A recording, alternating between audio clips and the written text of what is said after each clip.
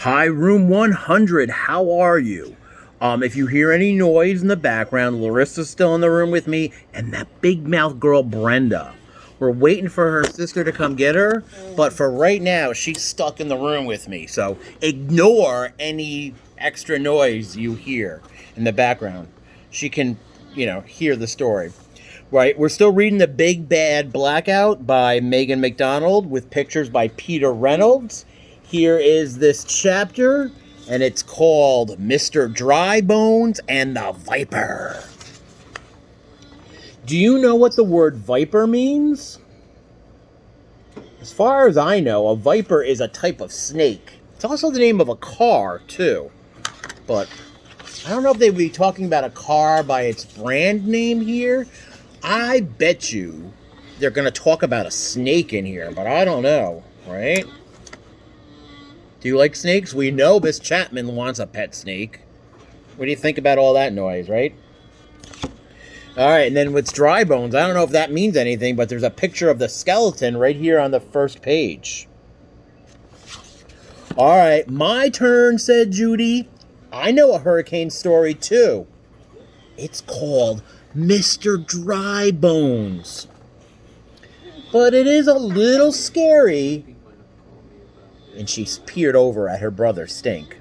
Why are you looking at me? He asked. I'm not scared. But then he scooched over closer to Grandma Lou.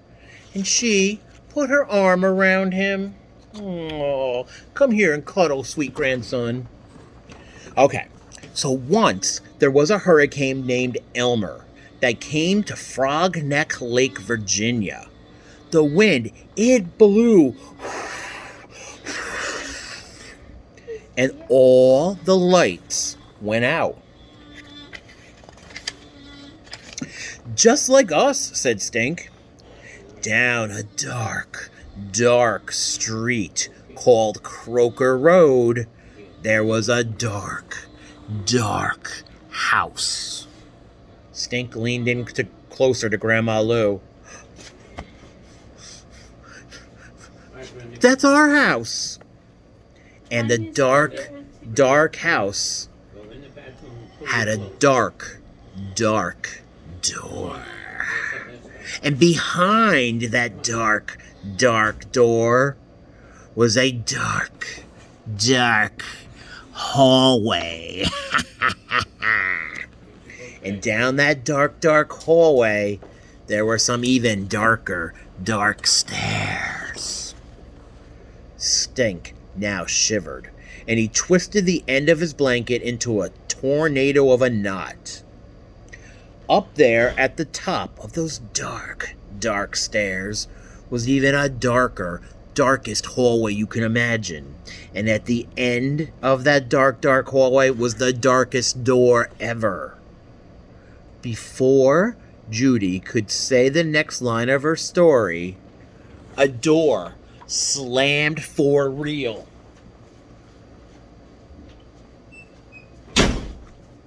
Just like that. That would make me jump up out of my seat. Everybody jumped. It's just the wind, said Dad. Mouse was now hiding under the couch. Behind that dark door, Judy went on, were many dark steps that went up to a dark attic.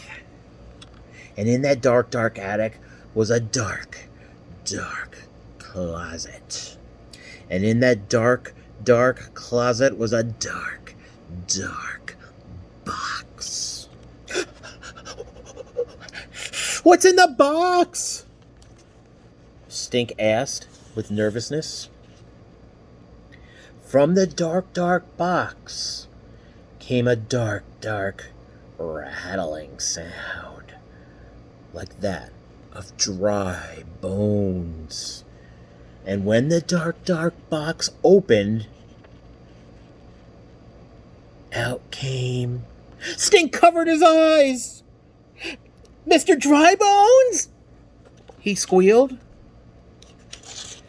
No, a pink jelly bean, Judy squealed, and everybody laughed. You know, that was a good one, Dad said. You even had me scared for a little minute. I wasn't scared. I wasn't scared at all, said Stink. Sure, Stink, Judy said. Dad then went and put the last log on the fire, and Grandma Lou pulled up a blanket around Stink's shoulders. Okay, my turn, Stink said. Okay, let's hear your story, Stink, said Mom. Then it's bedtime. You know it's almost 10 o'clock. Abe Lincoln was in bed every night by 9, she added slyly. For real? Asked Stink. Well, Mom, don't forget, it has to be a hurricane story. Okay, it's a hurricane story, said Stink. Oh, actually, she reminded her brother, and he said, okay, it's a hurricane story, but it's also an Abe Lincoln story. Oh, brother, said Judy. Did they even have hurricanes back then? Mm-hmm. Even Christopher Columbus encountered one, said Stink. That is true, on one of his voyages to the New World, Dad added. Okay, don't forget Ben Franklin, Mom said. He went out one night to study an eclipse, and he ended up studying a hurricane, Mom added. I'm sorry I asked, Judy said. I thought this was a day off from school, after all. All right, so is everybody ready or not? Stink asked. Ready, Freddy, Judy said. Once upon a time, Abe Lincoln sat in his log cabin, reading a book. Don't tell me it was by candlelight, Judy added. By candlelight. And there was a monster storm outside. We're talking super bad. It could have been like Hurricane Hercules. Abe rocked back and forth in his rocking chair, reading. When, ring!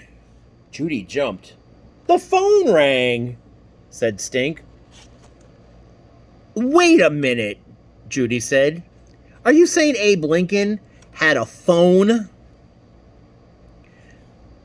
Grandma Lou put her finger to her lips and said, let Stink have his turn. So Stink pretended to pick up the phone. Hello, Abe said. And then there was a spooky voice coming over the other side. The Viper is coming. The Viper is coming. The Viper is just down the road. Who's the Viper, and why is he coming? Abe asked. Click. The phone went dead. Abe didn't know what to do, so he went back to reading. But he hadn't even read 2 lines yet when, bring! The phone rang again. Hello? Abe asked in a shaky voice. The Viper is coming. The Viper is coming for you. The Viper is on your street. Now, presidents are always super brave. Even tall Abe Lincoln was a little scared now, though. Who is the Viper, and why are you coming for me? Click. The phone went dead again. So Abe Lincoln was now super scared. He rocked back and forth in his rocking chair when, bring! The phone rang again. Oh no, not again, said Judy. Not again, said Abe. He picked up the phone. Hello? The Viper is coming. The Viper is coming. The Viper is almost at your door. So now, Abe was shaking in his slippers. He was so scared. But before he could ask, who is the Viper, one more time, he heard a loud, it wasn't a Toad P tent landing on his roof. It wasn't a spaceship or a bionic squirrel either. It was a knock on his door. Stink paused, and he looked right at Judy. and in a spooky voice, he asked, "Should Abe Lincoln open his door?" "Yes!" yelled Judy. "No, no, no, wait, no." "No, of course not. But if Abe wanted to be president one day, he had to be brave." So he got up and he opened the door. Creak! As he opened it, Abe Lincoln peeked out. There on his doorstep was a short, funny-looking man with a bucket in one hand and a sponge in the other.